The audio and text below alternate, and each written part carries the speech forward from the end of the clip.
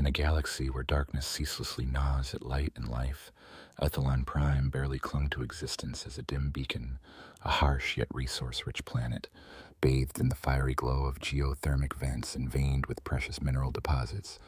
It was a mid-tier mining world, its diligent populace dedicating their lives to feeding the endless war machine of the Imperium.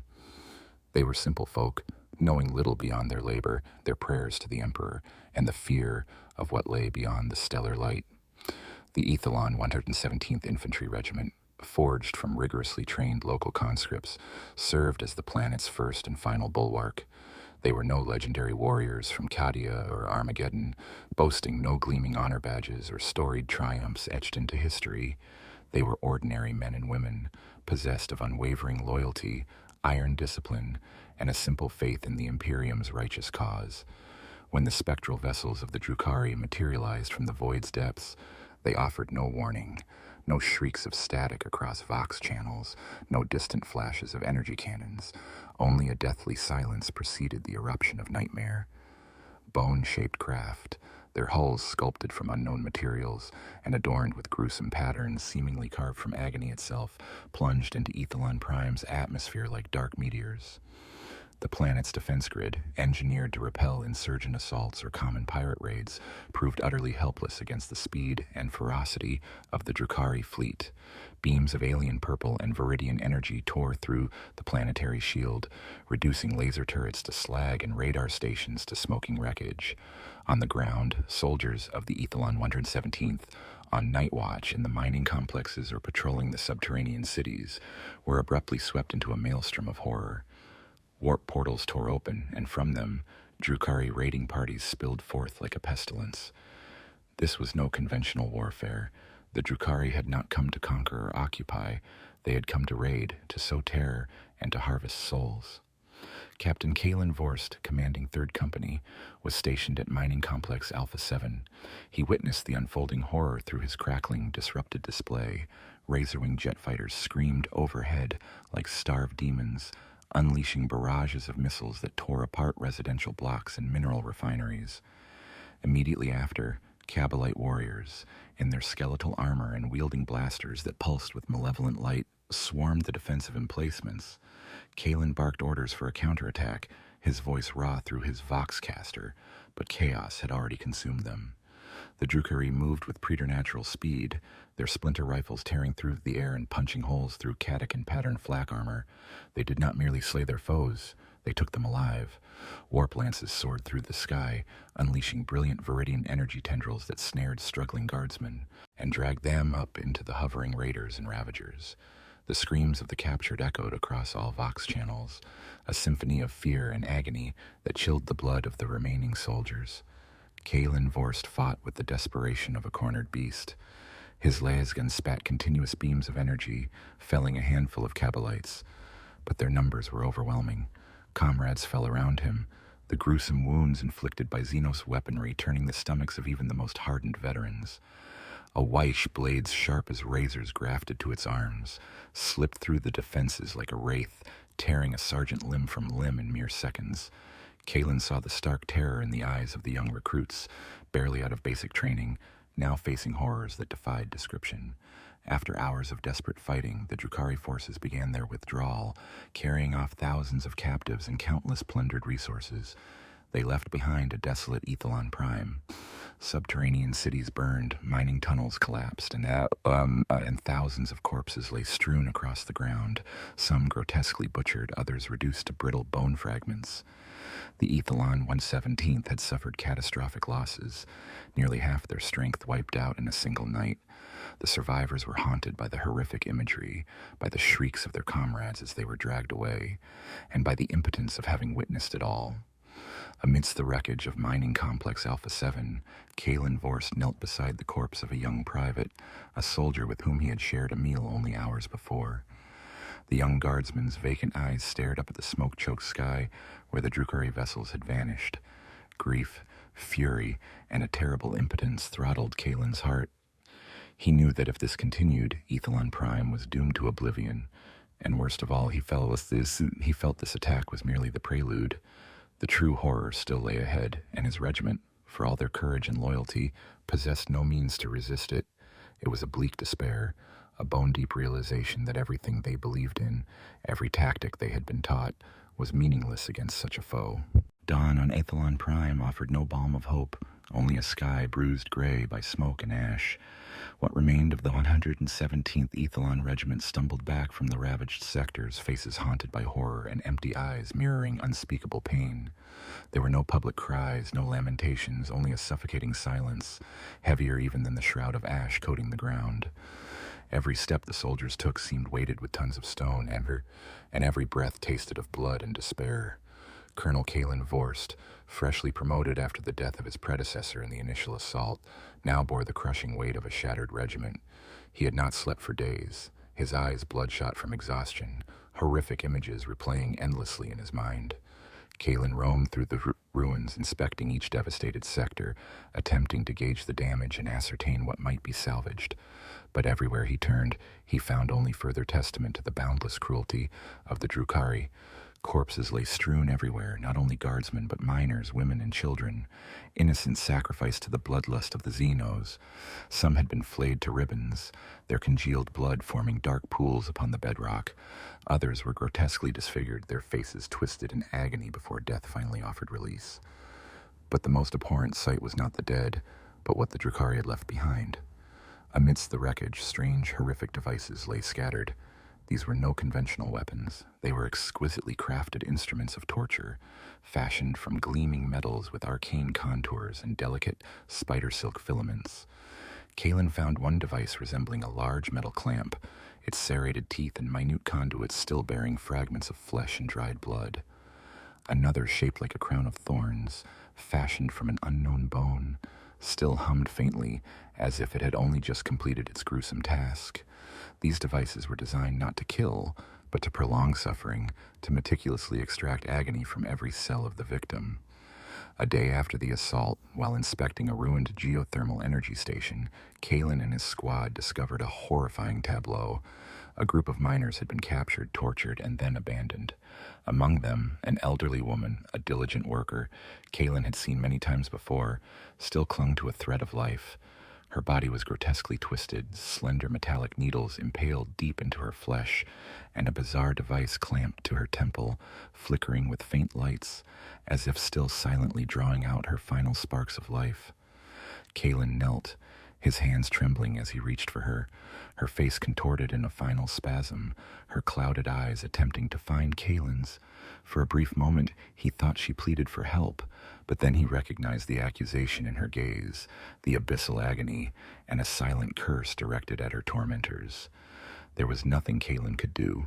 She was beyond salvation. He drew his last pistol, chambered around, and with a pained clench of his jaw, ended her torment with a decisive shot to the temple. The shot cracked dryly in the air, but could not silence the woman's voiceless scream in his mind. Her death was not the only thing that haunted Kalen. He had witnessed 1,000 deaths in his years serving the Imperium, but this death was different. It was the manifestation of a horror beyond mere demise, a devastation not just of the flesh, but of the soul itself. It brought him to a grim realization.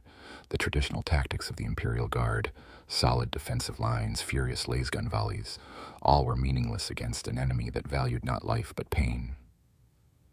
In the days that followed, as the regiment attempted to regroup, Kalen convened urgent meetings. Subordinate officers reported a catastrophic decline in troop morale. Many could not sleep, plagued by nightmares of what they had witnessed. Some began to question the Emperor's divine justice, wondering why he would allow such horrors to befall them. His executive officer, Captain Anya Petrova, a woman of steel who had fought on countless battlefields, now looked gaunt and hollow-eyed.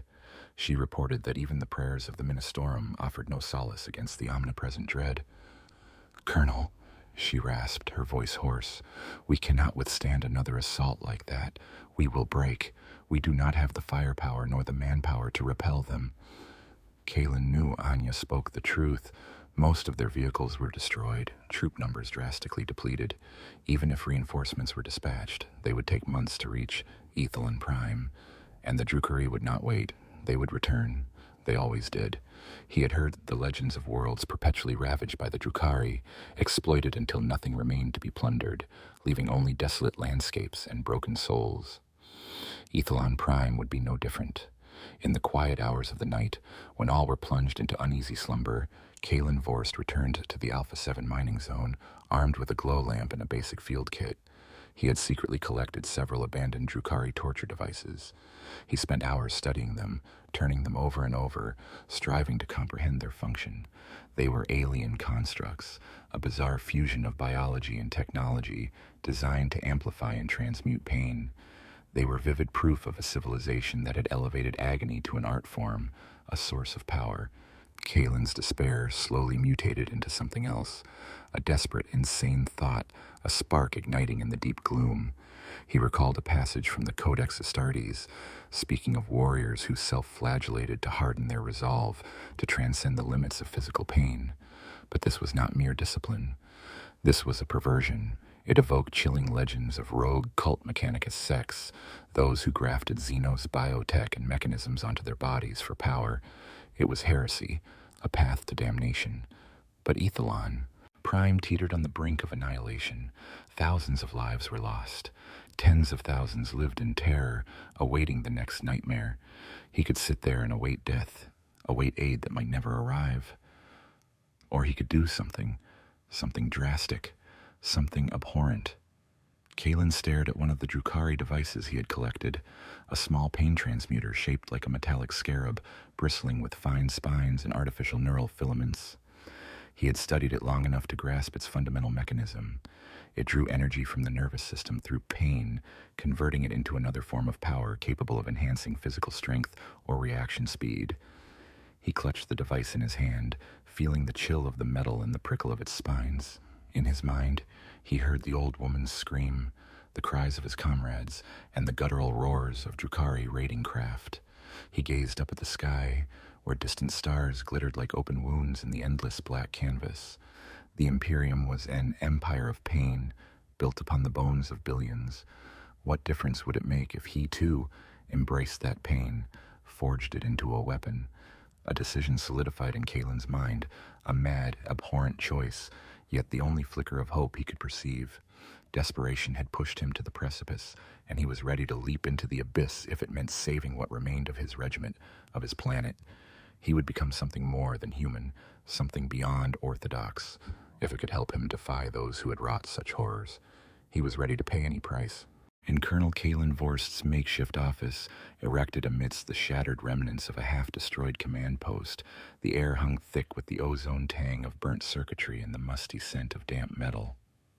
That night, by the guttering light of a crude oil lamp, Kalen sat alone, staring at the grotesque Drukhari devices he had salvaged.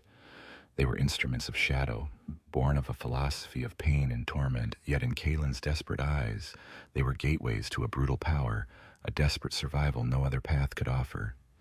Kalen's heart hammered in his chest. He was a soldier of the Imperium, trained to fight with bolt and blade, with iron discipline and unyielding faith. What he was about to do was heresy, an unforgivable blasphemy against the Emperor's teachings. It was consorting with Xenos, a crime for which any inquisitor would not hesitate to sanction his immediate purge. But when he thought of the terrified faces of his comrades, the screams of those dragged away, and the pleading gaze of the old woman, all those sacred doctrines turned to dust. Was the price of purity utter annihilation? He placed on the table a Drukhari pain transmuter he believed was the smallest and safest to experiment with. It was shaped like a large beetle, crafted from gleaming black metal and dark purple biotendrils. From its chassis extended hair-fine artificial neural filaments, ending in microscopic needles. He had carefully disassembled and reassembled parts of it, straining to understand its internal structure with his limited mechanical knowledge. He had grasped its principle of operation. The neural filaments would connect to the body's nervous system, harvest pain signals, then transmute them into a bioenergy current that could be routed to augment physical functions. It was a brutal technology, yet undeniably seductive. He used a combat knife to shave clean the skin on his left arm, where he intended the implant to go. The acrid tang of antiseptic alcohol stung his nostrils, reminding him of Medicae bays on Imperial Guard transports. But this was no routine surgery. There was no skilled surgeon, no sophisticated medical equipment. Only him, a dull scalpel, some crude disinfectant, and a desperate, almost blind, faith in the necessity of this act. With trembling hands, Kalen cut a deep incision into his left bicep. Fresh, crimson blood welled up, and pain flared violently, but he gritted his teeth, refusing to utter a single groan. He used crude medical clamps to spread the wound open, looking down at the twitching muscle fibers and throbbing veins. This was his body, the temple of his soul, and now he was desecrating it with his own hands. He placed the Drukhari device into the incision. The tiny bioneural filaments automatically snaked out, seeking and latching onto his nerves and blood vessels. A chilling, searing pain shot up his arm, as if 1,000 needles were piercing his flesh simultaneously. Kalen's jaw clamped shut, his entire body convulsed. He felt a vile bioelectric current spread from the device deep within him, a sensation alien, repugnant, and undeniably potent all at once. The flesh around the device twitched violently, and he could feel it integrating, becoming one with him. Cold sweat beaded on his brow, and he gasped for breath, fighting to retain consciousness. The entire process lasted almost an hour of sheer horror. When Kalen finally managed to bandage the wound, he was utterly drained. Every muscle in his body ached, and a wave of profound revulsion washed over him. The wound was swollen, and around it, his flesh had begun to warp, turning gray and displaying unnaturally prominent veins. He felt the device's presence, a cold, pulsating knot of alien energy beneath his skin. It was a parasite, but a parasite he had willingly welcomed. A few hours later, as Kalen struggled for fitful sleep, sirens suddenly shrieked, tearing through the night. Another Drukhari raid. This time, they targeted a supply depot housing spares and rations.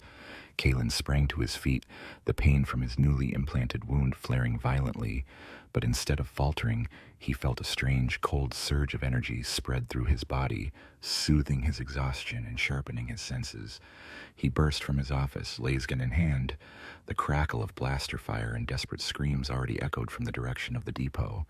As he arrived, the familiar chaos had erupted once more. Kabalite warriors had breached the perimeter, slaughtering guardsmen and depot workers. One Kabalite, in skeletal armor, its blaster spitting emerald lances of energy, had just cut down one of Kalen's own privates. A primal fury ignited within Kalen, and with it, a raw surge of new power. The device on his arm seemed to ignite, transmitting a savage, unbridled energy into him. He felt his muscles coil, his strength surging unnaturally. He charged towards the Kabalite, oblivious to the shouted warnings of his comrades. The Xenos whirled, its blaster aimed directly at him, but Kalen was faster. He did not merely return fire with his lasgun, he launched himself into close combat with a berserker's frenzy. A blaster beam seared across Kalen's shoulder, tearing through a slab of his flak armor and gouging his flesh. A terrible pain erupted, but simultaneously, the device on his arm pulsed with renewed intensity, transmuting the agony into a rush of adrenaline and savage might. Kalen no longer felt paralyzed. He felt more alive than ever before. He dodged the Kabalite's next strike with shocking agility, then brought his lasgun's butt down on its head. The Xenos reeled, and Kalen did not hesitate. He swung his weapon savagely, hammering continuously at his foe, never stopping until the Xenos crumpled, its skull pulped. The other guardsmen, fighting nearby, stared at him with a mixture of horror and awe. Kalen no longer resembled a normal commander. His body convulsed violently, his face contorted in pain, yet his eyes blazed with a savage, untamed ferocity they had never witnessed. He continued to throw himself at other Drukhari, his lasgun becoming a bone-shattering hammer. Every wound he suffered seemed to fuel him further, transforming him into a tireless, fearless engine of destruction. A Weish, swift as a wraith, ghosted in from behind him, its bladed gauntlets glinting in the dim light. It delivered a vicious slash to Kalen's back, rent his armor, and sliced deep into his flesh. Kalen roared in agony, but immediately, that pain transmuted into a searing bioelectric surge that coursed through him. He whirled around, heedless of the wound's depth, and swung his lasgun like a flail, smashing it directly into the witch's face. The Xenos was sent sprawling, but Kalen did not stop. He pursued relentlessly, granting the foe no quarter, and finished it with a brutal stab. The Drukhari raid was repelled, not by superior tactics or overwhelming firepower, but by the insane savagery of a man who had forged his agony into a weapon. When the last of the raiders were driven off or slain, Kalen stood amidst the carnage of fallen Drukari, gasping for air, his body trembling uncontrollably. Blood flowed freely from countless wounds across his form, but he seemed oblivious to them. The device on his arm still pulsed rhythmically, now with a faint, sickly violet glow. The surviving guardsmen gathered around him, their faces etched with confusion and dread. They had witnessed a horrifying spectacle, a dark miracle. Kalen Vorst, their commander, had become something else, a repugnant yet terrifyingly effective entity. He had saved them, but the cost was not merely physical wounds. The scar on his arm, where the Drukari device was implanted, now displayed prominent black veins, like a grotesque web spreading beneath his skin. Kalen looked down at his blood-slicked hands, seeing the corruption that had begun. He no longer felt human. He was a warrior, yes, but also a host, an instrument for the vile power he now wielded. He had transcended the limits of survival, but had stepped into the abyss of damnation. He had won this petty skirmish, but the greater war, the war against himself, had only just begun. He knew, in a horrifying, silent realization, that this path was irreversible, and perhaps this was the grim destiny of Ethelon Prime, to be transformed, to endure, to merely exist in a universe where weakness meant annihilation. The battle in the warehouse district was over, but the true horror had only just begun. As the anemic light of dawn bled through cracks in the ceiling, illuminating a scene of desolation and crusted gore, the surviving soldiers regarded Colonel Kalen Vorst with a cocktail of dread, awe, and an overriding terror. He stood there, trembling, fresh wounds still weeping blood, yet his eyes blazed with a manic fire, and dark veins writhed beneath the pale skin of his arm like a nest of worms. He was no longer the Kalen Vorst they knew. He was a transfigured warrior, a living emblem of a grotesque pact. Word of Kalen's miracle spread like wildfire through the disintegrating regiment. Some whispered of heresy, a terrible bargain struck with the instruments of the Xenos. Others, stripped of all hope, saw it as the sole flicker of light in an unending darkness. Faced with certain death at the brutal hands of the Drukari, a demise so agonizing it defied human imagination, a grotesque transformation no longer seemed the worst option. At the first muster after the assault, Kalen stood before his remaining officers. He made no attempt to conceal his wounds, nor the hideous apparatus grafted to his arm. "We have no other choice," he rasped, each word laden with the weight of despair and an unyielding resolve. "We cannot fight them conventionally. We have lost too much. What I have done, it is monstrous. It is heresy, but it saved my life, and it drove them back." Kalen described, concisely and without prevarication, how the Drukari device transmuted pain into raw energy. He could not lie, could not sugarcoat the horror he had wrought. "Every wound, every agony no longer paralyzes me. It grants me strength, it grants me speed, it grants me the will to fight on when I should have fallen." He rolled back his sleeve, revealing the grotesque alteration of his arm. "This is the cost, and perhaps it is our only hope." Captain Anya Petrova, who had fought alongside Kalen through countless campaigns, regarded him with eyes full of sorrow. She wanted to object, to scream that this was wrong, an intolerable path. Yet she had witnessed Kalen single-handedly hold back a pack of Drukari with undeniable savagery and efficacy. She had seen the stark terror in her soldiers' eyes, and she knew that without a radical shift, the regiment would crumble. After the meeting, the whispers spread faster than before. Though angry murmurs rose from pious soldiers and those who feared corruption, the majority of the regiment was driven by fear and desperation. No one wished to be the next victim of the Drukari. No one wanted to see their families, their comrades, dragged away for unspeakable torment. The first to volunteer was not a paragon of bravery, but a young private named Jorik. He had witnessed his younger sister taken by the Drukari in the initial raid, and lived with the torment of his inability to protect her. His eyes were hollow, yet held a simmering, manic hatred. "Colonel," Jorik rasped, his voice raw, "do it to me. I have nothing left to lose.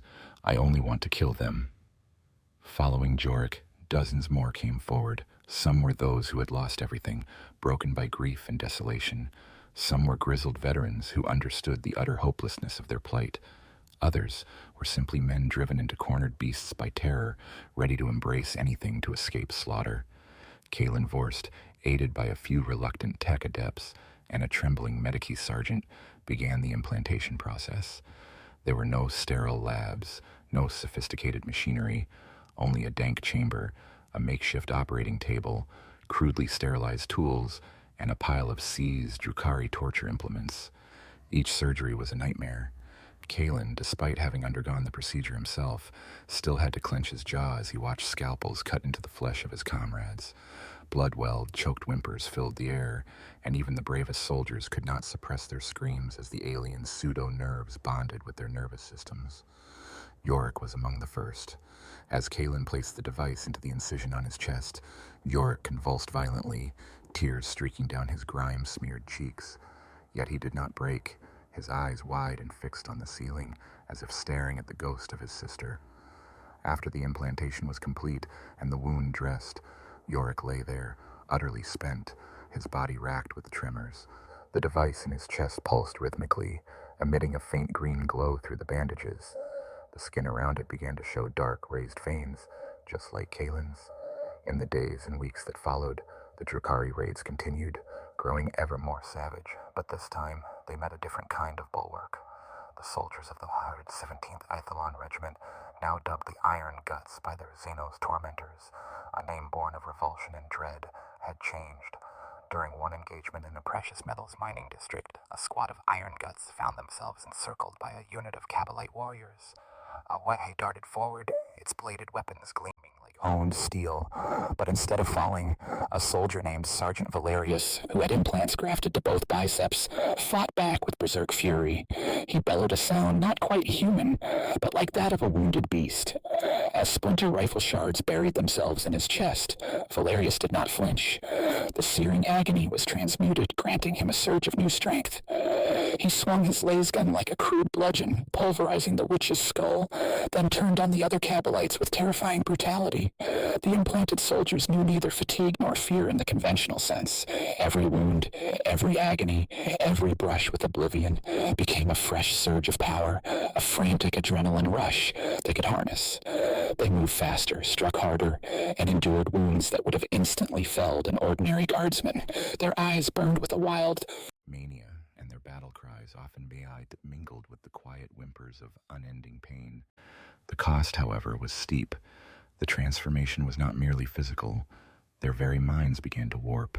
Human emotions, empathy, rational fear seemed to be eroded by the constant flow of agony and Xenos aggression. Their faces became gaunt, contorted, reflecting the ceaseless gnawing pain.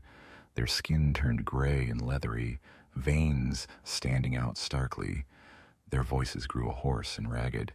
They still fought for the Emperor, yes, but they were slowly becoming monsters wrought of pain, grotesque reflections of the very fiends who had made them thus. The 117th Ithilon Regiment was dead. In its place, the Iron Guts had been born, an army of agony, forged in desperation and sustained by the torments of their foes. They were a terrible testament to what humanity could become to survive in the grimdark galaxy, even at the cost of their very souls. Their ascendance was a curse, a tragic victory none had truly desired. In the bleakest depths of the void, where warp paths writhe like corrupted veins and darkness reigns eternal, news from Ithilon Prime reached the ear of Archonvexus of the Coven of the Bleeding Veil. He was one of Komorog's most brutal archons, an artist of agony who had spent millennia refining the exquisite crafts of torment and the extraction of suffering from countless souls across 1,000 worlds. His gaunt face, habitually obscured by a grotesque mask crafted from the bones of ancient species, revealed only his cold black eyes, ever searching for new sensations, new limits to shatter.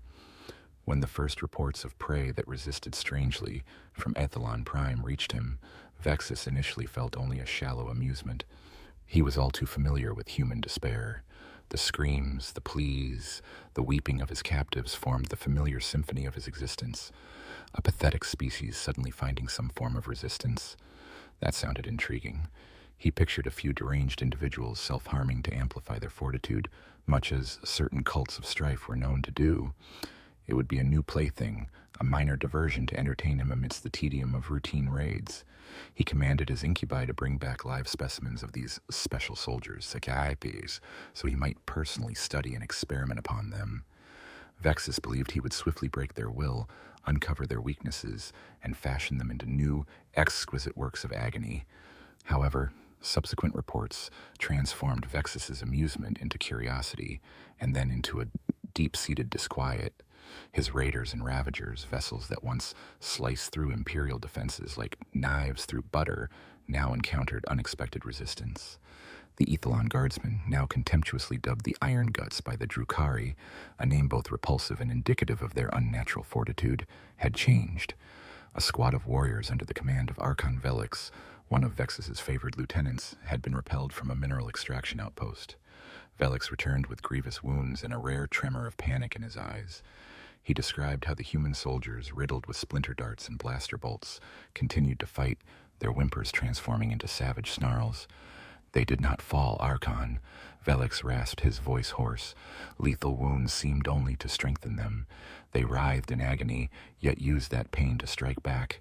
One man, impaled through the lung, still managed to smash a Cabalite warrior's head in with his laser gun before finally collapsing. Vexus's brow furrowed beneath his mask. This was unlike any species he had ever encountered. Pain was meant to be extracted, savored, transmuted into art. It was not meant to be a source of strength for the prey. It was a grotesque inversion of the natural order. He resolved to personally lead a larger raid, taking his most elite warriors, including the witches of the cult of the Blade's Kiss and the racks of the Coven of the Bleeding Veil, creatures modified to master the arts of surgical torment. During the assault on a colossal geothermal energy plant, Vexus witnessed it firsthand. He stood on the deck of his Ravager, looking down upon the battlefield. The Iron Guts were a repugnant sight. Their flesh was grayed and misshapen in places where implants protruded. Their eyes were sunken and seemed perpetually in agony, yet burned with a lunatic fire. They never retreated. They moved with a savage ferocity, enduring wounds that would have long since killed lesser soldiers. A group of Vexus's racks attempted to apprehend an Iron Guts trooper, intending to incapacitate him with needles and paralytic toxins. Yet even as the poisons coursed through his veins, the soldier thrashed with terrifying strength, his screams morphing into a piercing snarl, and he crushed a rack with his bare fist before finally being subdued. Vexus's initial amusement vanished. A cold fury rose within him. This was not the resistance of animals attempting to escape their fate. This was a perversion, an insult to his art. These humans had stolen a piece of his craft, a technology designed for the extraction of suffering, and twisted it into a weapon against him. This could not be tolerated. The Drukhari attacks grew more brutal and refined. Vexus ordered his racks to meticulously study what they had witnessed. They began experimenting with new toxins, not to kill, but to amplify pain to unbearable levels, hoping to overload the Iron Guts implants and turn their strength into a crippling weakness. They employed splinter rifles loaded with neuron-lacing darts, designed not merely to inflict agony, but to disrupt the nervous system, thereby debilitating their ability to metabolize pain. Wyches were trained to target the vulnerable points of their anatomy, areas lacking implants, or to deliver deep, clean cuts, aiming to induce massive blood loss without providing sufficient pain energy for the human devices. Vexus further commanded his mandrakes to stalk and capture live Iron Guts specimens. He intended to transport them to Camorra to unravel this secret for himself. He yearned to systematically break them, not merely to plunder their souls, but to demonstrate the undeniable supremacy of the Drukhari in the arts of suffering. "These prey," he hissed to his subordinates, his voice cold as the void, "have dared to challenge us with our own weapons. They shall pay with an agony beyond their wildest imagining, until every cell in their bodies screams for death." Ethelon Prime became a colossal battlefield laboratory. Archon Vexus was no longer concerned solely with plundering resources or souls. He was obsessed with the Iron Guts. He sought to understand them, to break them, and then to twist their perversion into a new plaything, a further testament to the boundless malevolence and might of the Drukhari.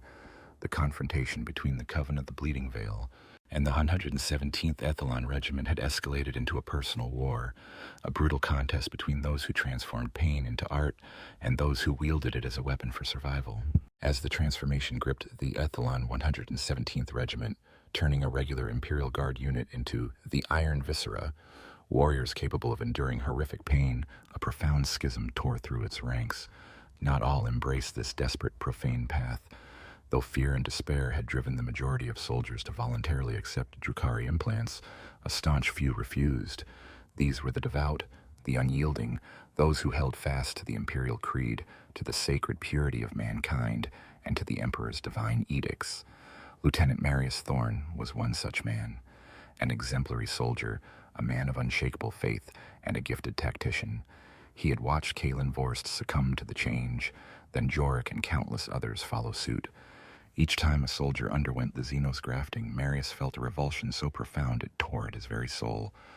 "This is not victory, Commander," he had spat at Kalen during a heated confrontation, his voice thick with contempt and despair.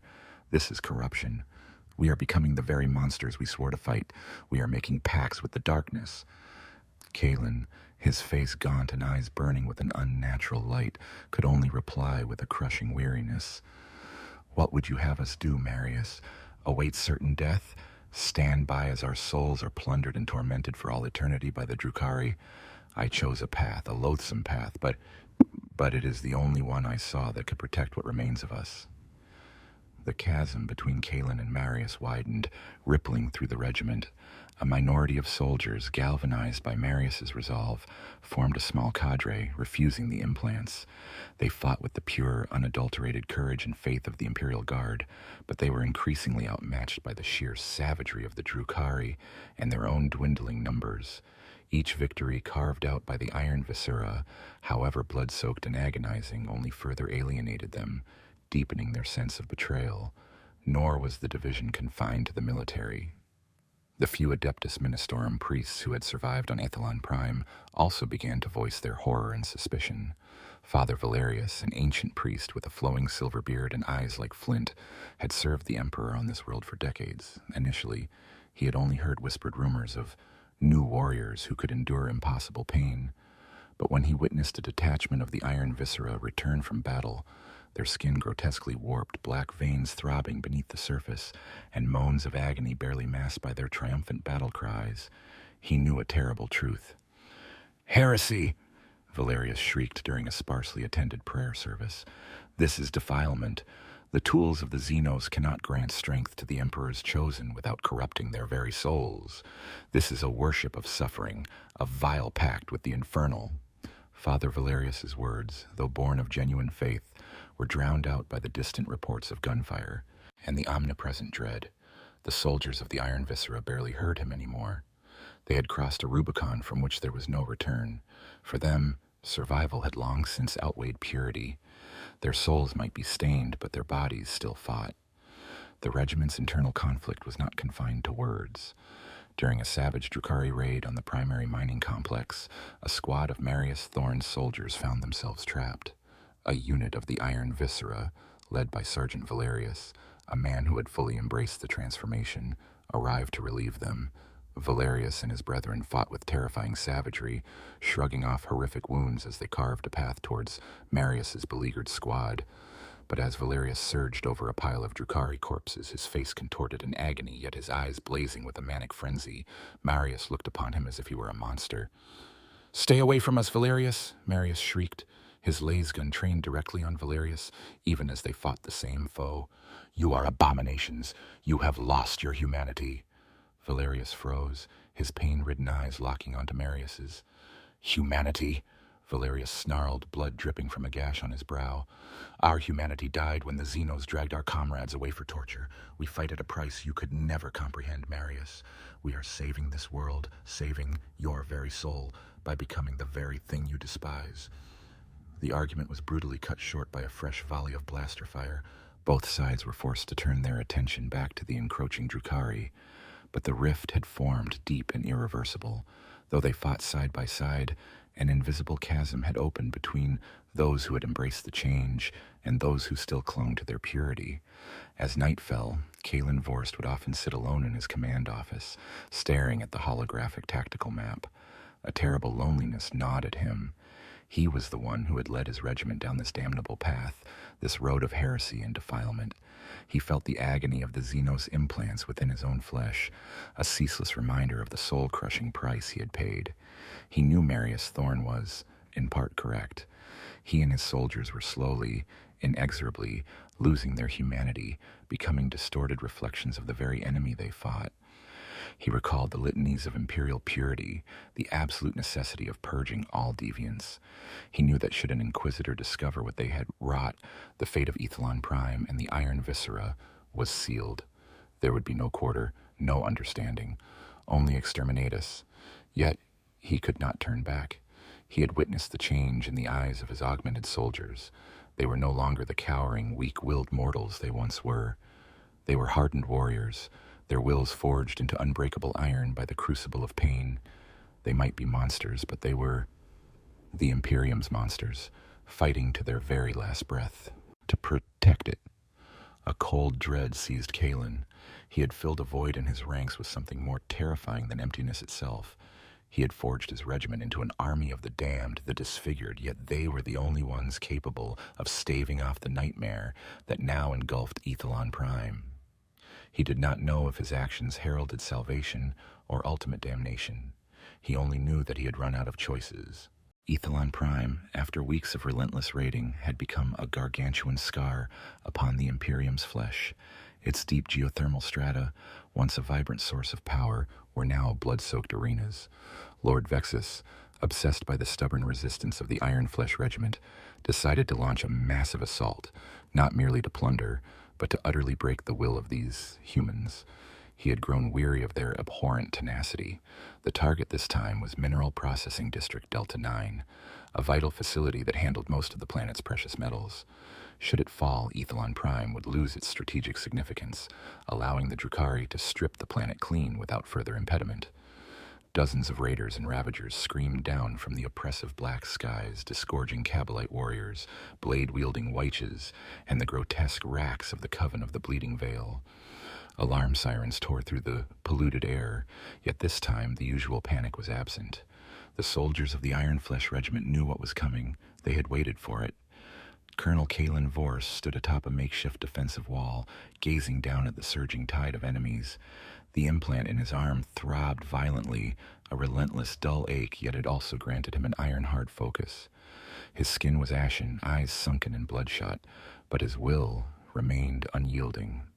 "For the Emperor," he roared, his voice hoarse and guttural, laced with a choked cry of pain. "No retreat. Ethelon endures." The battle erupted.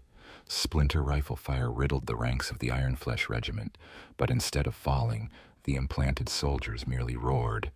Every grievous wound, every drop of spilled blood seemed to amplify the dark energy coursing through their veins. Private Jorik, an implant secured to his chest, took a volley of splinters to the shoulder. Blood gushed, but he only ground his teeth, eyes burning with a terrible light. He lunged at a Kabalite, smashing his laser gun into its face, then ended it with a brutal, clumsy stab. His body twitched and spasmed, yet he never ceased moving. The savagery of the Iron Flesh Regiment was a terrifying spectacle. They no longer fought like normal men. They moved with unnatural speed and strength, their roars echoing like the cries of wounded beasts. Sergeant Valerius of the Iron Flesh Regiment was run through the gut by a Wyche. His entrails spilled out, yet Valerius did not falter. He let out a scream of pain mingled with madness, used his remaining arm to twist the witch's neck, then slumped to the ground, still breathing in ragged gasps, trying to drag the enemy's corpse towards him. Kalen Vorst fought on the front lines, single-handedly facing a knot of racks. These creatures, with their surgical blades and metallic tendrils, sought to neutralize him with paralytic poisons and precise strikes to his nerve clusters. A rack launched a needle, laden with neurotoxin, into Kalen's calf. The agony was so intense he almost collapsed, but the implant in his arm flared, unleashing a surge of berserk power. Kalen roared in fury, swinging his laser gun like a powered flail, knocking his assailant back. Though his leg was partially paralyzed, he lunged forward, relentlessly attacking, transforming his very pain into fuel for vengeance. He crushed one rack's skull, then gouged out another's eyes with bare fingers, his ferocity mirroring that of his foes. The battle raged for blood-soaked hours. District Delta 9 was engulfed in a sea of flames, the reek of burning metal mingling with the stench of blood and fear. Lord Vexus, observing from his ravager, gradually lost his initial amusement, replaced instead by a chilling horror. His prey did not merely resist, they fought with a ferocity exceeding anything he had ever witnessed from humanity. His warriors' numbers began to dwindle catastrophically. The Racks, trained to inflict agony, now faced foes who not only endured pain, but transmuted it into a weapon. Ultimately, facing unacceptable losses, Lord Vexus ordered a retreat. He could not risk losing so many valuable warriors merely to sate his morbid curiosity. He withdrew, yet a new obsession had taken root in his mind. He would learn of, he would break, and he would utterly annihilate these Iron Flesh Regiment soldiers. As the Ravager's engines faded into the night, a deathly silence descended upon Delta 9. The Ethelon 117th Regiment had claimed victory. They had held the mineral processing district, but the cost was more horrific than any triumph before. The battlefield was littered with Drukhari corpses, but equally so with the fallen of the Iron Flesh Regiment. Hundreds had fallen. The survivors were little more than phantoms. Many were gravely wounded, bearing gaping cuts, searing burns, and shards of metal embedded in their flesh. Some were missing limbs, others run through, yet in some grotesque fashion. They clung to life, writhing and twitching on the ground, their implants flickering with dim light, as if striving to hold on to the last vestiges of existence. Captain Anya Petrova, one of the few who bore no implants, surveyed the scene with empty eyes. She had fought bravely, but what she saw now transcended the bounds of endurance. She saw Sergeant Valerius disemboweled, lying on the ground, his intestines still spilling forth, yet he gasped for breath, trying to reach his lasgun. His eyes held no trace of humanity, only blankness and agony. Marius Thorne's own soldiers, also present at the battle, now regarded the Iron Flesh Regiment with unconcealed revulsion. They had been saved, but their saviors were no longer men. They were distorted, twisted creatures, rent by agony, and each victory only plunged them deeper into the abyss of degradation. A young soldier, newly rescued by the Iron Flesh, watched his rescuer collapse into a pool of blood, body convulsing and retched dryly, fear and disgust consuming him. Kalen Vorst, wounded across his body, limped across the battlefield. He saw his soldiers, pained yet resilient monsters. He saw the horror in the eyes of the survivors, both allies and civilians. This was their victory. They had held Ethelon Prime. But at what cost? Their humanity had been flayed away, their souls tainted. They had become living instruments of agony, walls of flesh and metal enduring all simply to exist. He knew, deep in his shattered heart, that there was no turning back. This victory offered no joy, no solace. It brought only more pain, more degradation, and a chilling reminder that they fought not only the Xenos foe, but themselves, and in that battle, they were slowly losing. Ethelon Prime was saved, but its saviors were destroyed. Far from the ravaged void of Ethelon Prime, within the frigid corridors of an Inquisition cruiser, Inquisitor Alaric Vance mused over an ancient parchment scroll. He was a shadow of the Ordo Xenos, one of the Imperium's myriad eyes and ears, tasked with hunting down and eradicating every Xenos threat, no matter what guise it assumed. Alaric was no stranger to grim necessities. He had witnessed enough horrors in the galaxy to understand that the line between survival and heresy was often gossamer thin, yet the reports emanating from Ethelon Prime stretched the bounds of mere strangeness. Initially, the reports had been fragmented and contradictory. Some transport vessels that reached Ethelon Prime to deliver goods and collect minerals returned with chilling tales of pain-defying soldiers and abhorrent warriors. Tech priests of the Adeptus Mechanicus, typically dispatched to repair damaged mining facilities, had sent back encoded missives filled with obscure references to assimilated Xenos biotechnology. Then came the official denunciations from the Ministorum, forwarded by Father Valerius and other surviving ecclesiarchs, speaking of soul blight, worship of agony, and the abominable corruption of the Ethelon 117th Regiment. The final impetus for Alaric's intervention was not the heretical accusations, but a fundamental contradiction within the reports themselves. Ethelon Prime, a world ceaselessly plundered by the Drukhari, should have long since fallen. No significant reinforcements had been dispatched. Planetary defenses were critically crippled. Yet, it endured. The Drukhari continued their depredations, but had failed to render the planet the lifeless husk they typically left in their wake.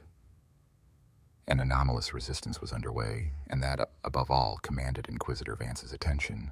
Alaric's vessel, the Lex Imperialis, a sword-class frigate bristling with advanced sensors and data acquisition arrays, took weeks to reach Ethelon Prime. As it approached orbit, long-range Auspex scans confirmed his worst fears. The void around the planet was choked with the debris of space battles, yet signals emanating from the surface indicated a tenacious resistance. There were no desperate pleas for aid, no hails of surrender, only the grim echoes of unending war. Alaric Vance did not make planetfall immediately. He had long learned that haste was the swift road to folly. Instead, he spent days gathering intelligence from orbit, scanning affected regions, intercepting communications, and analyzing data. He detected ruined mining complexes, but also observed tenacious defensive strongholds that still stood firm. He listened to intercepted recordings of the engagements, and what he heard sent a chill through his very bones. The staccato crack of laser guns intermingled with strange moans, feral snarls, and battle cries that no longer bore the stamp of humanity. When Alaric finally landed his shuttle in an isolated mining sector, he was met by a squad of iron-graft soldiers. He had braced himself for what he might behold, but the reality was far more horrific. The soldiers arrayed before him were no ordinary guardsmen. Their flesh was pale and corded, black veins prominent beneath the skin, where Drukhari implants had been grafted.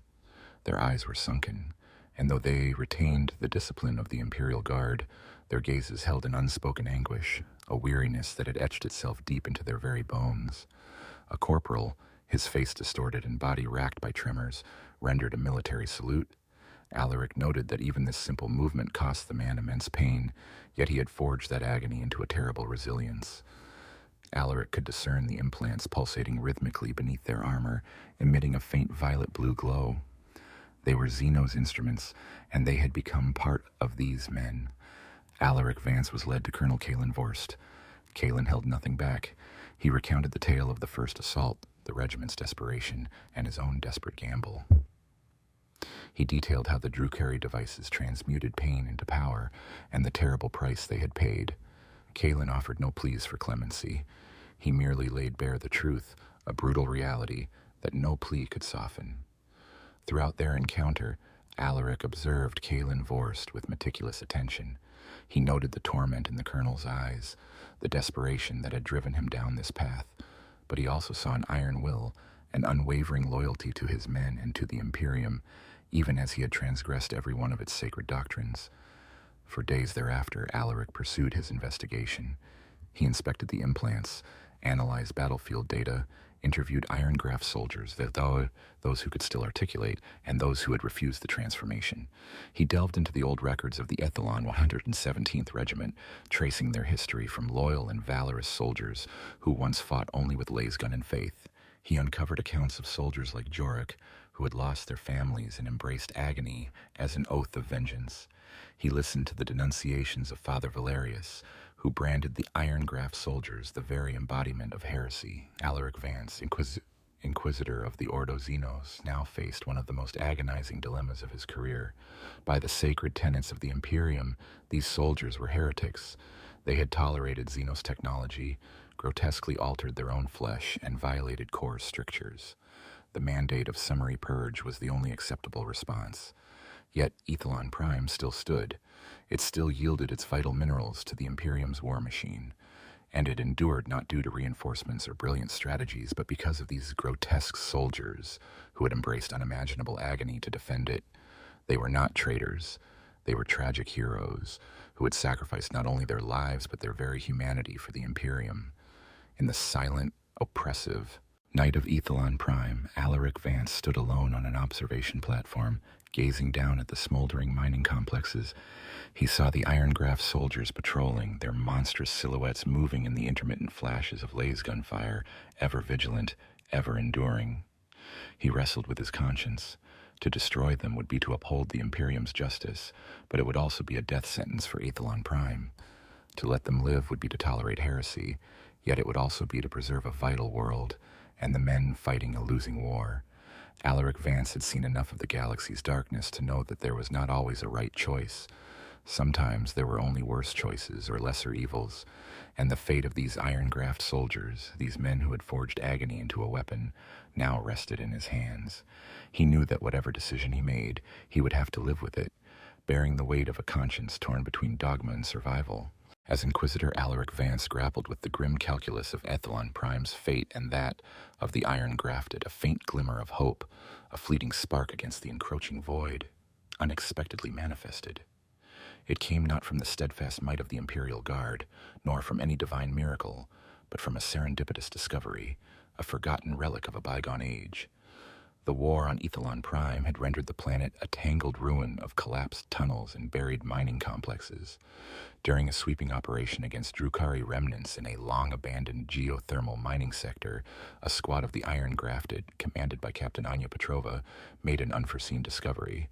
Anya, who staunchly refused Xenos augmentation, yet remained one of Kaelin Vorst's most loyal and capable officers, led her squad deep beneath the surface, tracking the telltale signs of a small, entrenched Drukhari cell.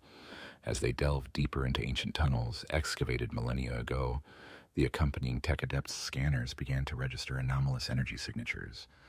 Anya initially suspected a Xenos trap, or perhaps an unstable geothermal vent, but as they pressed closer, the signatures grew sharper, structured, and undeniably encoded.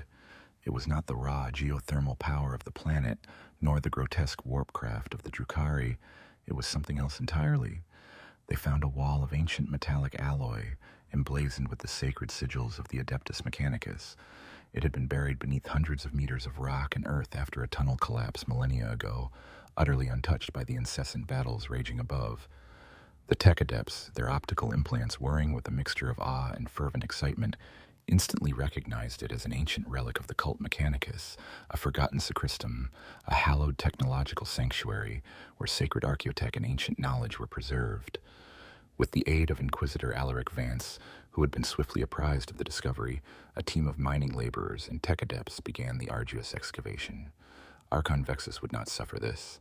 He recognized the immense value of any Imperial technology, and to be denied a potential resource from his prey was an intolerable affront. Once more, Archon Vexus commanded an assault, targeting the excavation site, hoping to shatter the relic and capture those who had unearthed it. While the Iron Grafted fought with berserk fury on the outer perimeter, striving to hold back the Drukhari forces, the excavation team within the relic unearthed its true treasure. Inside the sacristum lay an array of sealed Adeptus Mechanicus devices perfectly preserved across millennia. These included automated anti-air emplacements far more advanced than anything Ethelon Prime had ever possessed, personal jump pack suits for enhanced mobility in the planet's brutal terrain, and most crucially, a plasma energy field generator system, potent enough to project a protective shield over an entire large mining complex. Among these, one particular device caught the attention of Alaric Vance and the Tech Adepts, a transmorphological augmentation sensorium, a device designed to monitor and regulate Xenos bioimplants. It was a highly classified technology developed by a specialized branch of the Ordo Xenos and Tech Priests for the study of Xenos organisms. With this device, they might gain a deeper understanding of how the Drukhari implants functioned within the Iron Grafted, and perhaps, with desperate hope, find a way to slow or control the transformative process, thereby preventing the complete loss of humanity. This discovery offered a fragile beacon of hope.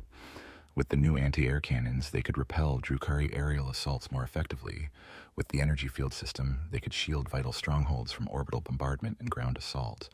And with the transmorphological augmentation sensorium, perhaps they could redeem a fraction of the Iron Grafted souls, or at the very least, prevent their complete metamorphosis into monsters. Yet, this hope came not without a terrible cost.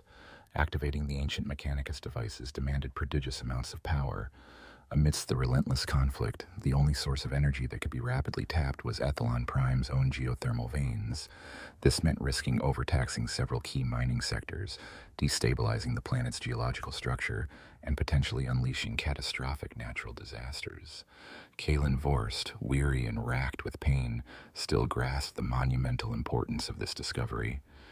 He knew this was their sole chance to turn the tide, to transform mere survival into true victory. He ordered the Iron Grafted to defend the relic at all costs, to hold the line no matter the blood price. Meanwhile, the Tech Adepts and mining laborers, under the stern gaze of Alaric Vance, worked ceaselessly to awaken the ancient technologies. As the new anti-air emplacements roared to life, obliterating a swooping razor-wing jet fighter, a ragged cheer erupted across the battlefield. The thunderous detonation of the shattered Xenos craft was a rare symphony of victory. When the first plasma energy field flared to life, shrouding the entire Alpha 7 mining sector in a shimmering cerulean shield, the Drukari suffered a profound shock. Their blaster fire harmlessly dissipated, and their assault craft found the shield an impenetrable barrier. Alaric Vance looked at Kalen Vorst, who stood beside him, his body scarred and subtly warped. "This is our chance, Colonel," Alaric said, his voice grim, a light in the encroaching darkness. "But we are far from safe. The Drukari will not yield so easily." Kalen merely nodded, his eyes still holding the echoes of pain, but now alight with a fierce resolve. He knew the war was far from over, but for the first time in weeks, he felt something akin to hope. Hope that their sacrifices, their very corruption, might not be in vain.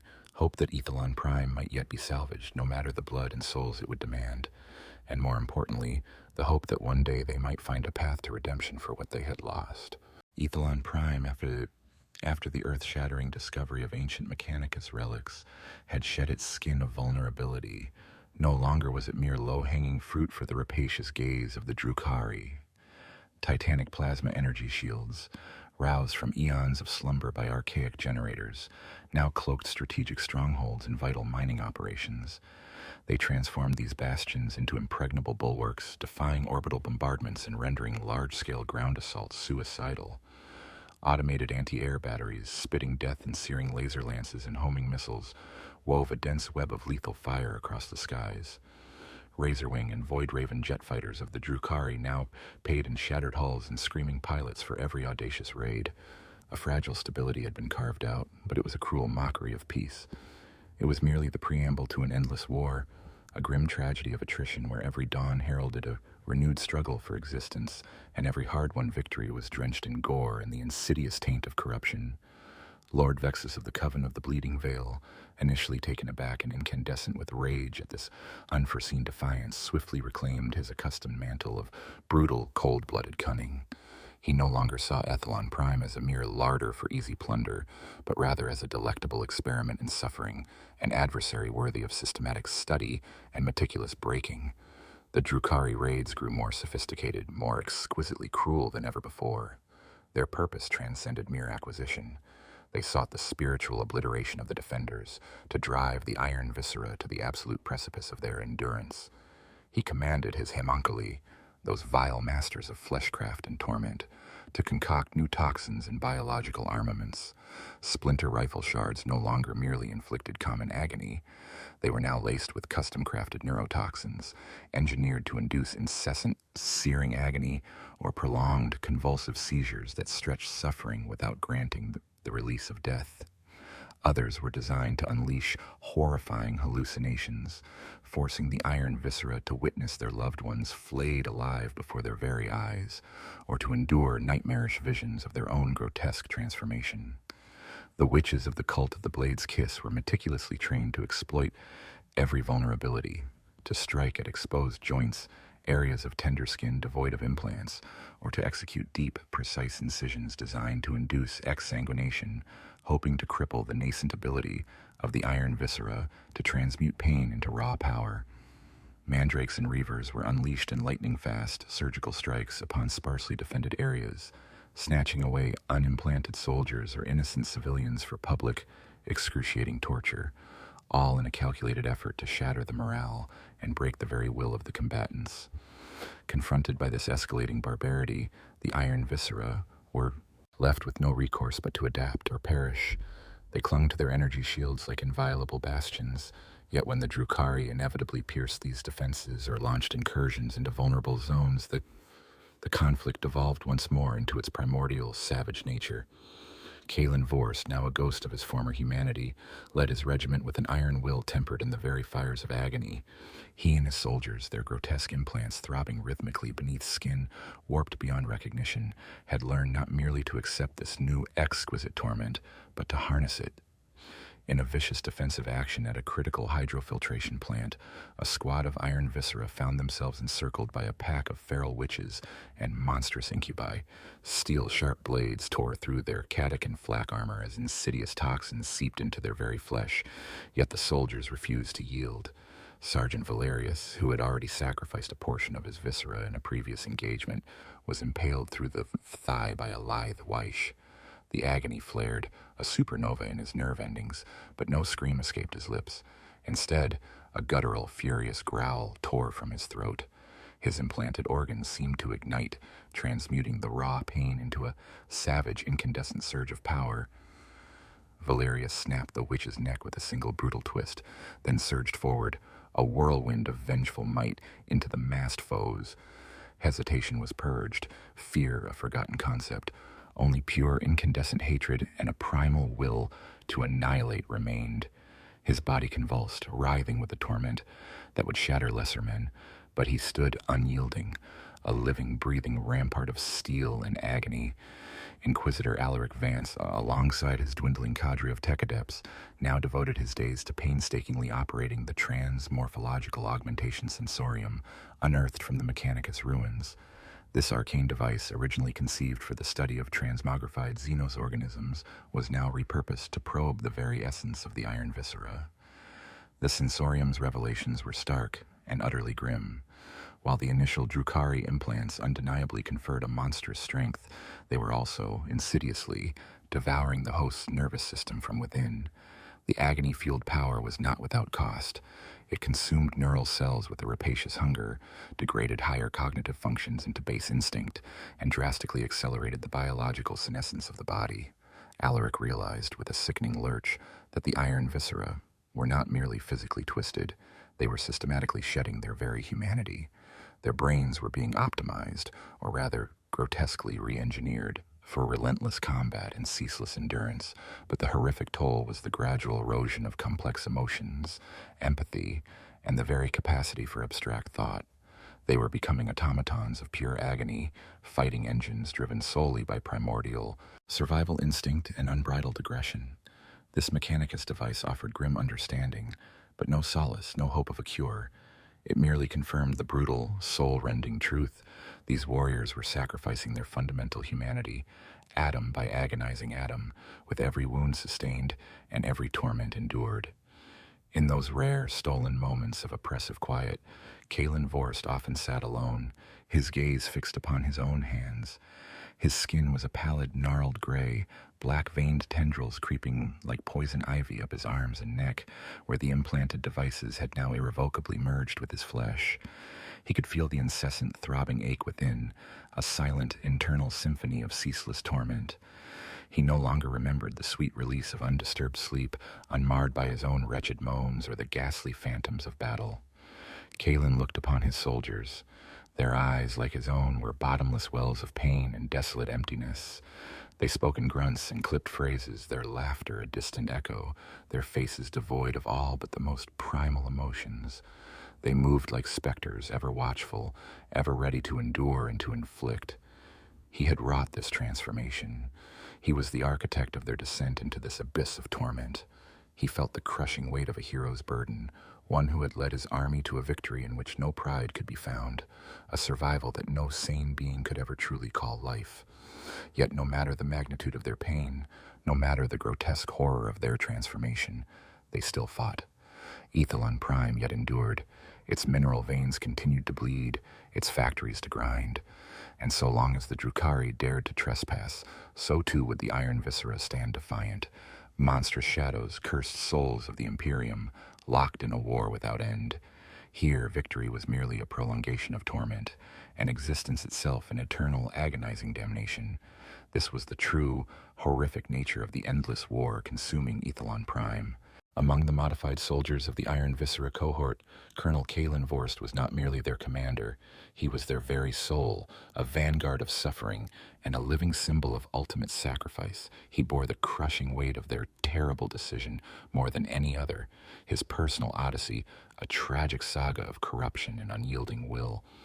Initially, Kalen was an exemplary officer of the Imperial Guard, disciplined, intelligent, and possessed of an unwavering faith in the Emperor. He led his soldiers by example and with shrewd tactical acumen, but the Drukhari assaults tore apart that faith. He witnessed Xenos depravity beyond all comprehension and his own impotence against such horror. The decision to implant Drukari devices was no quest for power or personal glory. It was the desperate act of a man pushed to the brink, seeing only death and torment awaiting his comrades and his world. Following his self-implantation, Kalen was the first to experience the full consequences of the transformation. Unrelenting agony became his constant companion. The Drukari implants never ceased their work, continuously siphoning pain signals from his nervous system, converting them into energy, and in turn, inflicting a gnawing discomfort, a sensation of being flayed from within. Sleep offered no respite. His dreams were haunted by visions of battlefields, of the tortured, and of his own grotesque metamorphosis. Each waking morning, Kalen confronted a body increasingly warped, skin grayer and more corded, joints grinding with agony, and his eyes, once alight with determination, now merely mirrored exhaustion and unending torment. Kalen's will, however, did not shatter. Instead, it was forged anew in that crucible of torment. He learned to embrace the pain, to make it an inseparable part of his existence. He no longer fought with common valor. He fought with a madness born of suffering, a raw and brutal efficacy. In battle, as splinter rifle shards pierced his flesh, as witches' blades tore through his hide, Kalen did not falter. Each wound was merely a surge of revitalizing energy, an electric shock coursing through him, enabling him to move faster, strike harder, and endure longer. Kalen's greatest burden was not the physical agony, but the torment of his soul. He had led his regiment down this heretical path. He had watched his soldiers transform, losing their humanity, becoming twisted parodies of their former selves. Young men who had once laughed and shared their hopes were now silent specters, knowing only combat and endurance. He felt guilt gnawing at him, a profound remorse for forcing them to pay such a horrific price for their survival. He strove to preserve what little humanity remained by caring for his soldiers with unwavering dedication. He ensured that every injured man received the best possible care, no matter how grotesque their transformed bodies had become. He often walked the patrols alone, speaking with his soldiers, attempting to rekindle their spirits, even as his own voice was hoarse and his comforting words sounded hollow even to himself. He understood that he was not just their commander, he was the last guardian of the humanity clinging to their fractured souls. Kalen's relationship with Inquisitor Alaric Vance was a complex tapestry of reluctant partnership and underlying suspicion. Kalen knew that Alaric Vance, by the laws of the Imperium, possessed the right to purge his entire regiment. Yet he also discerned the Inquisitor's inner struggle, the conflict between dogma and harsh reality. Kalen never sought to justify his actions. He merely presented the stark truth, allowing what he and his regiment had become to speak for itself. In those rare moments of silence, Kalen would gaze up at the sky of Ethelon Prime, where the stars glittered with cold indifference. He knew their fate was not one of grand salvation or glorified sacrifice. They would be forgotten or condemned as heretics, but that no longer mattered to him. The only thing that mattered was that Ethelon Prime still endured, that innocent lives still had a chance at survival, and he, Kalen Vorst, along with his Iron Viscera cohort, would continue to endure and fight, transforming pain into a weapon, metamorphosis into a mode of being until there was nothing left to give. He was no hero in the traditional sense. He was a cursed man, torn asunder between duty and degradation. He was the embodiment of the grim truth that in the Warhammer 40,000 galaxy, sometimes to save humanity, one must sacrifice one's own. The burden of this anti-hero was a weight of unending pain, a legacy of mutilation, and a silent oath to fight to his last breath, not for glory, but for mere survival. On Ethelon Prime, days scraped by like blades against the very bones of time. Unending warfare had long since scourged the planet into an eternal battleground, every inch of its surface soaked in blood and misery. Yet the discovery of ancient Mechanicus Arcana and the horrific resilience of the Iron Guts had forced Archonvexus to change his tactics. He could no longer simply raid and withdraw. Ethelon Prime had become an intractable obstacle, a personal affront to his vaunted reputation within Camorra. He would break them, utterly and irrevocably. From the abyssal dark of Camorra, Vexus had mustered a host unseen before. Beyond mere Cabalite warriors and witches, he had brought forth the most depraved homunculi of the coven of the Bleeding Veil, blood-hungry mandrakes from nightmare realms, and the slaves of the incubi. Brainwashed warriors, knowing only slaughter. A vast fleet of ravagers and razor wings, blotting out the stars like a shroud of death, converged in Ethelon Prime's orbit. This was the final strike, the decisive battle, intended to utterly obliterate the planet and expunge the so-called Iron Guts once and for all. The primary geothermal mining complex of Ethelon Prime, the very heart of the planet's operations and the power source for its plasma shields, was the focal point of the assault. Should the Drukhari seize it, the entire defensive network would collapse, rendering the planet a defenseless prize. Kalen Vorse stood upon a steel observation platform, gazing up at the sky. The sensors had detected the Drukhari fleet. This time there was no mistaking it. This was the final assault. He could feel the gnawing ache in every fiber of his being, a symphony of torment coursing through his cybernetic implants. Yet, in his eyes, there was no despair, only iron resolve, an unbreakable will forged in 1,000 agonies. "They're here," Kalen rasped into his voxcaster. His voice was ragged, not with fear, but with an immense visceral tension. "Their full might. This will be the last stand."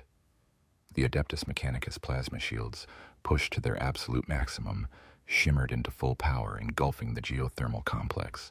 Anti-air batteries roared to life, spitting bolts of lethal energy into the descending Drukhari fleet. The night sky became a terrifying spectacle of light and annihilation as Drukhari craft erupted into azure and violet fireballs. But their numbers were simply too overwhelming. Dozens of raiders and ravagers breached the defensive screen, streaking towards their designated landing zones. Wave after wave of Drukhari warriors descended upon the planet's surface, a torrent of death unbound. The Iron Guts were waiting. They were no longer mere soldiers, nor even merely mutated guardsmen. They were monsters of endurance, walls of flesh and adamantium, forged in agony. Each warrior was a reservoir of hate and sheer, unyielding will to survive. The battle erupted beyond the energy shields. The war cries of the Drukhari mingled with the guttural roars of the Iron Guts. Kabalite warriors, with their blasters and splinter rifles, met the fearless guardsmen. Hallucinogenic poisoned barbs pierced the flesh of the Iron Guts, but instead of succumbing to delirium, they merely roared, pain and madness transmuted into a surge of new strength, driving them into their foes with horrific savagery. Kalen Vorse spearheaded a counterattack against a primary landing zone. He fought like a storm of annihilation. Drukhari racks attempted to incapacitate him with their surgical blades and barbed tendrils, but Kalen endured every cut, every piercing blow. Blood poured from a dozen wounds on his body, but each spilled drop seemed to fuel his implants, transforming him into an unstoppable behemoth. He crushed one rack's skull, snapped another's neck with his bare hands, his roars echoing across the battlefield like the tortured cries of a wounded beast. Captain Anya Petrova, along with her unaugmented troopers, fought alongside the Iron Guts. She witnessed the sheer horror of this war, but also the ferocious courage of the twisted soldiers.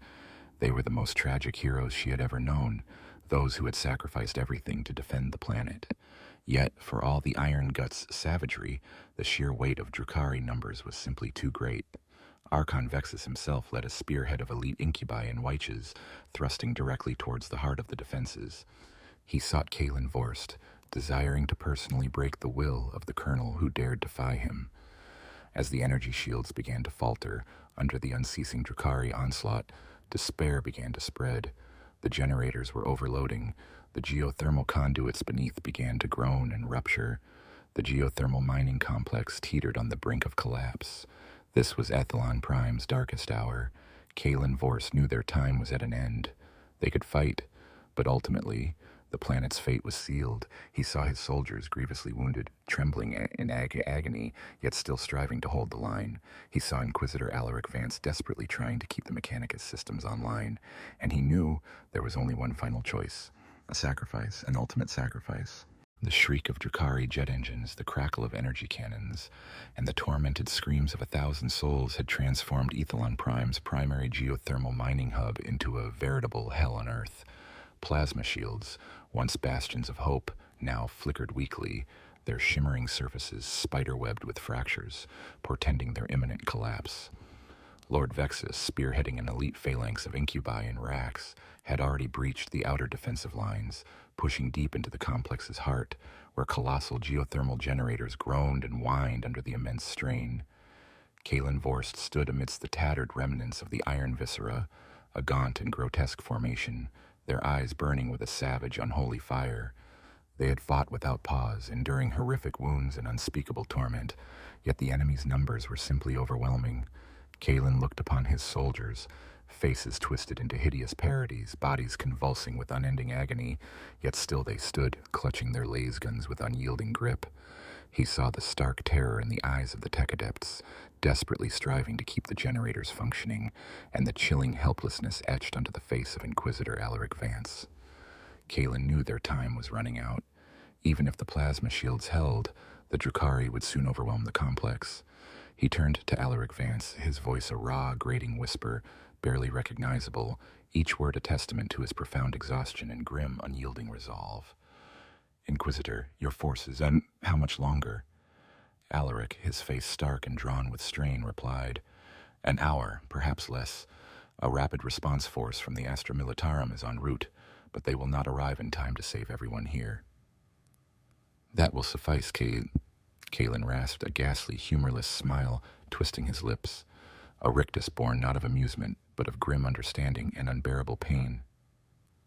"We will buy them that time. Give me a signal, Inquisitor, when they begin orbital insertion. I need to know that we did not sacrifice ourselves for naught." Alaric Vance stared at Kalen, his eyes filled with desperate, unspoken protest. "Colonel, this is beyond—" "It is necessary," Kalen bellowed, cutting off the Inquisitor with a savage snarl. "There is no other option. This is the only path for Ethelon Prime to survive. This is the price we must pay. Tell those who come after that we fought. Tell them these monsters saved your world." Without waiting for Alaric's reply, Kalen turned to face his remaining soldiers. Only a few hundred remained, grotesque, distorted specters, yet their eyes were fixed upon him, awaiting his final command. "Hear me, you monsters of Ethelon!" Kalen's roar tore through the din of battle, amplified by a crackling, overstressed voxcaster, reaching every remaining man. "We have fought for this world. We have endured pain no other could possibly fathom. Now we shall show them the true cost of treading over our broken forms." He hoisted his lasgun high, a crude warhammer in his gnarled, sinewy grip. "For the Emperor, for Ethelon, for vengeance!" The remaining iron viscera roared back, a terrifying chorus of guttural growls, choked moans, and battle screams from beings who had long transcended the limits of human endurance. The grotesque implants embedded within their flesh flared with an intense blue-violet light. They were abominations forged from agony, and now they would unleash that agony as pure destruction. Kalen led the final suicidal charge, slamming headlong into Lord Vexus's elite formation. They hurled themselves at the foe like a storm of bone, gristle and warped metal, devoid of hesitation, devoid of fear. Each wound they suffered only fueled their frenzied ferocity, an injection of power for their desperate suicidal fury. Sergeant Valerius, one of the first to pledge himself to Kalen's cause, plunged headfirst into a knot of incubi, their wicked blades whistling through the air.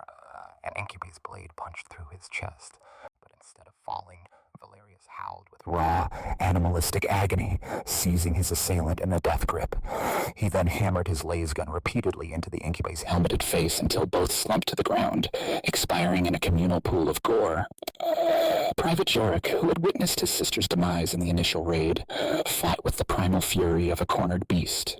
He had suffered countless wounds, his body a ruin, yet he never ceased his furious assault. As a witchy lunged, Yorick was impaled through one eye, but even as the blade pierced his skull, he seized the foe's arm. His remaining eye blazed with pure, unadulterated hatred as he tore out the witch's throat with his bare, rotting teeth, before finally slumping, dead, his jaws still clamped tight around his killer's neck. Kalen Vorse, leading the desperate spearhead, finally came face to face with Lord Vexus. Vexus, perched atop a grotesque mound of slaughtered loyalists and Drukhari alike, regarded Kalen with a mixture of revulsion and a nascent dread. You have become an abomination, human, Vexus hissed, his voice a venomous rasp. A betrayal of your very species. We are what you made us, Kalen snarled, his voice a ragged, bestial sound, barely human, a guttural mix of ragged growls and choked moans. He hurled himself at Vexus, ignoring the Archon's precise, lethal strikes. A razor-sharp blade ripped through his abdomen, yet Kalen did not falter. He let loose a tormented roar, his entire body convulsing, as the arcane implants woven into his flesh erupted with a searing blue-violet light, transmuting his agony into a potent surge of destructive power. He brought his laser gun down like a club, smashing it into Vexus and forcing the Archon to stumble back. Kalen knew he could not defeat the Archon. His sole objective was to pin him, to buy precious moments for the approaching reinforcements. He fought with every ounce of his ruined being, transforming each new wound into a savage strike, every surge of agony into a guttural roar. He was a living wall of tortured flesh and twisted metal, forged in the crucible of ceaseless torment, an unyielding bulwark against the tide of Drukhari. As the entire facility erupted in a cataclysmic, earth-shattering roar, the last geothermal generators finally succumbed to the immense strain, tearing themselves apart. The plasma shields winked out, plunging the complex into momentary chaos, but at that precise instant, a colossal silver spear of light rent the heavens. A mighty formation of Imperial warships, spearheaded by an Adeptus Astartes battle barge and an accompanying fleet of Imperial Navy cruisers, had punched through the outer Drukhari picket line. Across all Drukhari comm channels, panicked vox cries blared, "Imperial reinforcements, retreat, retreat!" Lord Vexus, caught utterly by surprise and incandescent with rage at his shattered schemes, glared at Kalen with venomous hatred. "You have won, human, but the price is everything you were." He snarled a furious order to retreat, and the Drukhari fleet, a flurry of shadowy vessels, began their frantic ascent, desperately attempting to break the Imperial fleet's encirclement. Kalen Vorst sank to his knees amidst the carnage, surrounded by the tangled remains of Drukhari and his fallen Iron Viscera warriors. His body was a ruin, shredded and torn, blood gushing from 1,000 grievous wounds. The grotesque implants embedded within him still pulsed with a dying, ethereal light, but their vital energies were all but spent, unable to sustain the life force within him any longer. He gazed upwards towards the sky, where the titanic forms of Imperial vessels now descended like avenging gods, their sheer presence a beacon of grim salvation. A strange calm, a peace long denied, settled over him. He had completed his monstrous duty. He had bought the time. He had saved Ethelon Prime. In his fading moments, Kalen saw Inquisitor Alaric Vance rush to his side, the Inquisitor's face a mask of horrified awe and grudging respect. Kalen tried to speak his last words, but only a ragged, sibilant rasp escaped his ruined throat. He raised a trembling, bloodied hand, gesturing towards the mangled forms of his fallen warriors, the monsters who had given everything to defend the Imperium. Then, with a long, shuddering exhalation, Kalen Vorst closed his eyes for the final time. The crushing weight of ceaseless pain, of grotesque transfiguration, and of an unending war finally lifted. He had sacrificed all, and in that ultimate cessation, he found a grim, bitter salvation. As the colossal vessels of the Imperium descended upon Ethelon Prime, fresh Imperial Guard regiments and Adeptus Astartes warriors of the Black Templars chapter deployed. They were met by a horrific tableau, a grim testament to desperate survival. The battlefield was a charnel house littered with the grotesquely dismembered corpses of Drukhari, brutal evidence of the uncompromising war that had raged. But amidst the Xenos dead, they also found the bodies of their own guardsmen, once the 117th Ethelon Regiment, now twisted and mutated into what the survivors called the Iron Organ Troops. The Black Templars, resplendent in their hallowed power armor and adorned with symbols of zealous purity, moved through the carnage with a palpable mix of disgust and righteous fury. They were trained to confront the most abominable Xenos threats, yet even they were momentarily staggered by the sight. The fallen guardsmen bore not only the wounds of Xenos weaponry, but also vile Drukhari implants, flickering with a sickly luminescence even in death. Their flesh was gray and gnarled, twisted into rictus masks of eternal agony. This was no glorious sacrifice, they recognized. This was a grotesque defilement. Inquisitor Alaric Vance was the first to greet the relief force. He stood amidst the wreckage, his face pale and drawn, yet his eyes burned with an uncommon resolve. He had witnessed it all, from Kalen Vorst's initial despair to the final suicidal assault. He had seen the defilement, but also the extraordinary courage. Alaric led the Black Templars and the Imperial Guard commanders to where Kalen Vorst had fallen. The colonel lay there, his body torn asunder, his lasgun still clutched in his hand, the implant on his arm finally dark and inert. His face, though still contorted by the echoes of agony, bore a strange peace, a final release. "This is Colonel Kalen Vorst," Alaric stated, his voice heavy. "Commander of the 117th Ethelon Regiment. He and his men saved this planet by becoming this." He gestured towards Kalen's corpse, then to the other fallen Iron Organ troops. "They used Xenos technology to transmute their suffering into strength.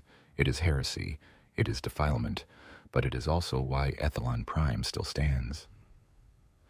The Black Templars' commander, Brother Captain Valerius, distinct from the Sergeant Valerius among the Iron Organ troops, regarded Alaric with a cold stare. "Inquisitor," his voice boomed within his helmet, "you know the strictures. Tolerance of Xenos in any form is heresy. These men have transgressed their oaths to the Emperor." "I understand the strictures, Brother Captain," Alaric replied, unflinching, "but I also understand the grim reality of this battlefield. These men saved a vital world. They fought to the last, not for personal glory or power, but for the survival of innocence. They sacrificed their very souls to protect the Imperium." The aftermath of the final battle presented a profound dilemma for the Imperium. Ethelon Prime was saved. The Drukhari were routed. Lord Vexus humiliated and driven off. The planet could begin its reconstruction and resume its vital resource production. But what of the surviving iron-organed troops? And what of those who had witnessed their grotesque transformation? Alaric Vance, after days of grim deliberation and internal debate, reached a difficult conclusion. He knew that publicly honoring the iron-organed troops was impossible. The Imperium could not sanction human defilement by Xenos technology. Yet he could not bring himself to order the summary purge of those who had sacrificed everything. The surviving iron-organed troops, grotesque specters with twisted bodies and shattered minds, were sequestered in a secure containment facility. They remained creatures of agony, haunted by their ordeal. Inquisitor Vance exercised his authority to file a highly classified report, obscuring the precise methods of the 117th Ethelon Regiment, focusing solely on their courage and loyalty. He argued that revealing the full truth would sow panic and erode faith throughout the Imperium. The iron-organed troops were ultimately purged in silence, not by bolter or blade, but by oblivion. They were dispatched to an isolated Ordo Xenos research station, there to be studied and their secret kept. It was a grim salvation for them, freedom from the terrible agony of the Xenos implants, yet also a death to their identities and their legacy. For the surviving civilians and unmodified guardsmen on Ethelon Prime, a different story was spun. A tale of an Imperial Guard regiment that fought with extraordinary valor against a monstrous Xenos threat, sacrificing heroically to defend the planet. The truth of their transformation was buried deep, consigned to the forbidden archives. Ethelon Prime was saved, but the scars of the war remained, not just upon the planet's surface, but etched into the minds of the survivors. The horrific visions of the Drukhari and the equally dreadful specters of the iron-organed troops would haunt them forever. Such was the price of victory in a galaxy where darkness forever seeks to devour the light.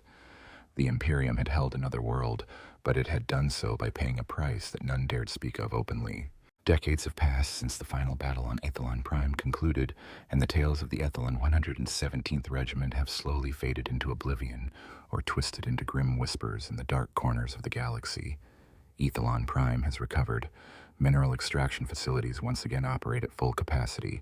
Geothermal generators hum steadily under the watchful eyes of the Adeptus Mechanicus, and the plasma shields, now bolstered by modern Mechanicus technology, safeguard the planet from potential threats. Normal life has returned, but none on the planet truly forget the horrifying days under the Drukhari assault. The legacy of the Ethelon 117th Regiment, or the Iron-Fleshed as they were known to those who whispered of them, is one fractured and concealed. To the wider Imperium, the official narrative tells of a valiant Imperial Guard regiment that bravely sacrificed itself to defend a vital world. Monuments were erected to honor the fallen, bearing inscriptions that lauded their courage and loyalty to the Emperor. But not a single line mentioned the Xenos devices, not a word hinted at their abominable disfigurements, nor the true cost they paid. Inquisitor Alaric Vance, who had witnessed it all, ensured that the brutal truth of the iron-fleshed was buried beneath layers of Ordo Xenos ultra-classified reports. The surviving soldiers were taken to isolated research facilities, where they were cared for and studied. The torment from their implants was gradually brought under control, and they eventually found a semblance of peace. Yet they were never permitted to return to the outside world. They lived in obscurity, ghosts of a war no one dared speak of, living testaments to the horrific compromises the Imperium sometimes makes to endure. Those like Captain Anya Petrova, one of the few surviving senior officers who had not accepted the implants, were promoted and transferred to other regiments. She carried with her a dreadful haunting of what she had seen, of comrades transformed into monsters to save them all. She never spoke openly of the iron-fleshed, but in sleepless nights the images of Kalen Vorst, Sergeant Valerius, and Yorick, those who had sacrificed everything, materialized vividly in her mind, a stark reminder of the true cost of survival in this galaxy. Archon Vexus of the Coven of the Bleeding Veil, after his humiliating defeat on Ethelon Prime, retreated to Camorra. He was haunted by the resistance of the iron-fleshed. He attempted to reverse engineer the modified devices he scavenged from their corpses, striving to comprehend how frail humans had twisted their pain into a weapon. But all his efforts proved futile. He could not replicate the madness and desperation that had driven the Ethelon soldiers. To him, the iron-fleshed became a curse, a scar upon the pride of the Drukhari, a living testament that even the weakest prey could find a grotesque way to fight back.